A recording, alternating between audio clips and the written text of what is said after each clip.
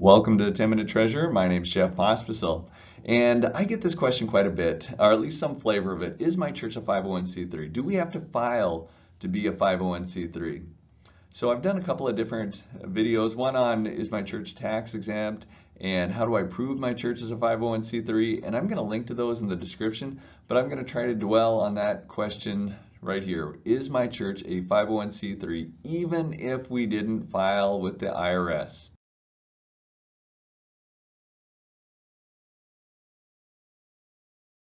So I'm going to go right to the IRS website to answer this question. And there is a page, and I'll link to that in the description as well. And it's about churches, integrated auxiliaries, and conventions or associations. And right here at the very beginning, right here, the very first sentence, it says churches that meet the requirements of a 501c3 are automatically considered tax exempt and are not required to apply to obtain recognition as a 501c3. So it's very clear. The very first part says churches, as long as you are set up in a way that meets the 501c3 requirements, you are indeed a 501c3 without having to apply for it.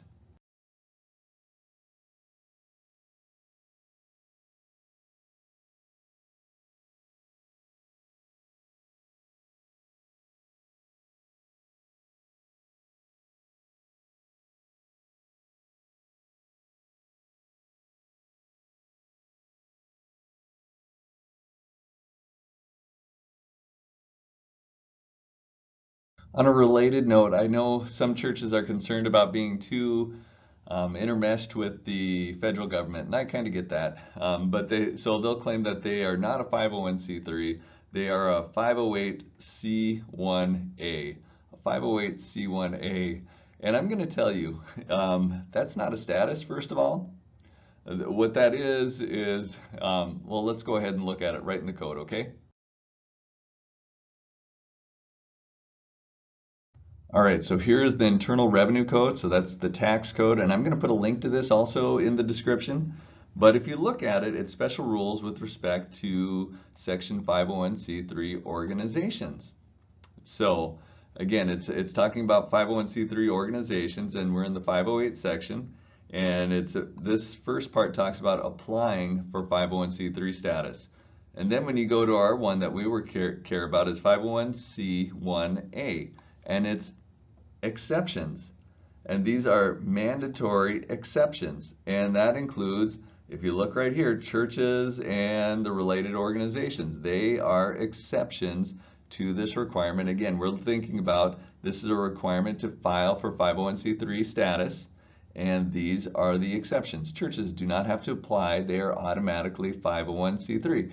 And in fact, if you do apply, because I did this once, if you do apply, what they do is they send you back a letter eventually. It might take a year and it'll cost you still to apply for it, but it'll tell you that, oh, you're automatically a 501c3, but here's your letter saying that you are anyway. I think the big thing to keep in mind here is that you had to be organized as a 501c3. So what does that mean? Well, if you are a nonprofit corporation, you need to have certain things in your articles of incorporation, and you have to be following them as well. I'll put a link to this article, but I think I did a post a while back about what the 501c3 requirements are in your articles of incorporation. So I'll also link to that as well. But here it is in short, is that you need to make sure that the members are not privately benefiting off this. So you're not doing this as some kind of a get-rich scheme.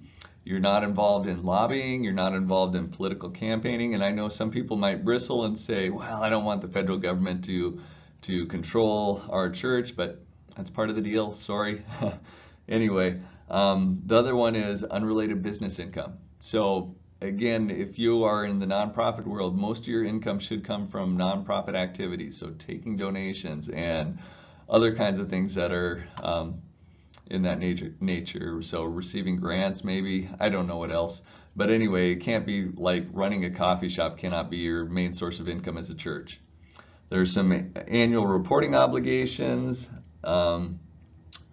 And then the last one is operate in accordance with the stated nonprofit purposes. So if you're a church, that means doing various religious things. So operating with worship and discipleship and evangelism, those kinds of things. So those are just things that need to be in your organizing documents, and also you need to be following them.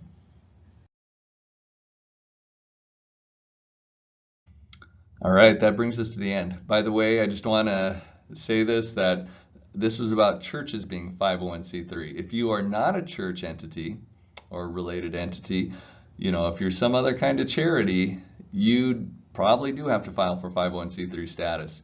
And that it took a good year for me to complete that application process. So it's going to take a while. Yeah, and then since I have a little extra time, I just want to encourage you to like, subscribe, share, and visit my blog, jctaccounting.com. Also, I want to encourage you to check out Dakota Wesleyan University. They are a great university here in Mitchell, South Dakota. So if you want to send some promising young people this way, I would appreciate it, and I'll do my best to train them up on taxes and finance.